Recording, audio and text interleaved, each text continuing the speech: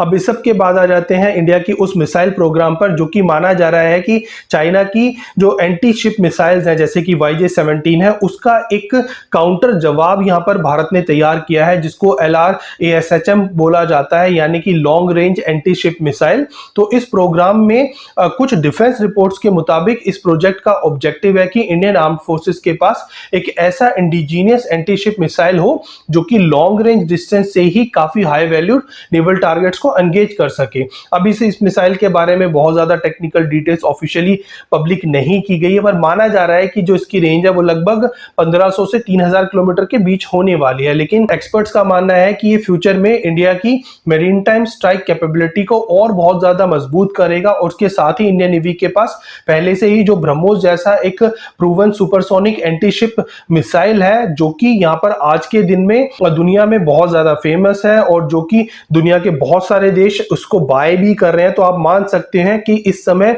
ब्रह्मोस का भारत के पास होना ही भारत की इस समय की सबसे बड़ी ताकत है। और फ्यूचर में जब ब्रह्मोस के साथ हम long range anti ship missile को भी यूज करेंगे तो इंडिया के पास दुनिया की एक सबसे ज्यादा strong anti ship missile capabilities में से एक होगी। सो दोस्तों, इस तरह इंडियन नेवी की सबसे बड़ी स्ट्रेंथ सिर्फ उसके शिप्स या मिसाइल्स नहीं है, बल्कि उसका layered maritime defence architecture है, जहां पर उसके पास aircraft carriers, guided missile destroyers, modern frigates, conventional और स्ट्रेटेजिक सबमरीन्स, P-8I पोसाइडन जैसा marine patrol aircraft, MH-60 Romeo जैसा एक anti submarine helicopter, coastal radar network, marine domain awareness system, ये सब मिलाकर के इंडियन ओशन में सर्विलेंस और रिस्पांस कैपेबिलिटीज को यहाँ पर स्ट्रेंथन किया जाता है। और इसी वजह से किसी भी अंडर वाटर थ्रेट्स का जवाब सिर्फ यहाँ पर एक मिसाइल से नहीं बल्कि पूरे इकोसिस्टम से यहाँ पर दिया जाता है। अब अगर पाकिस्तान की स्ट्रेटेजी की बात करें तो पाकिस्तान के लिए हंगूर क्लास सबमरीन उसकी नेवल मॉडर्नाइजेशन का एक इंपॉर्टेंट प्लान है, और अगर फ्यूचर में सबमरीन्स को यहां पर और एडवांस एंटी शिप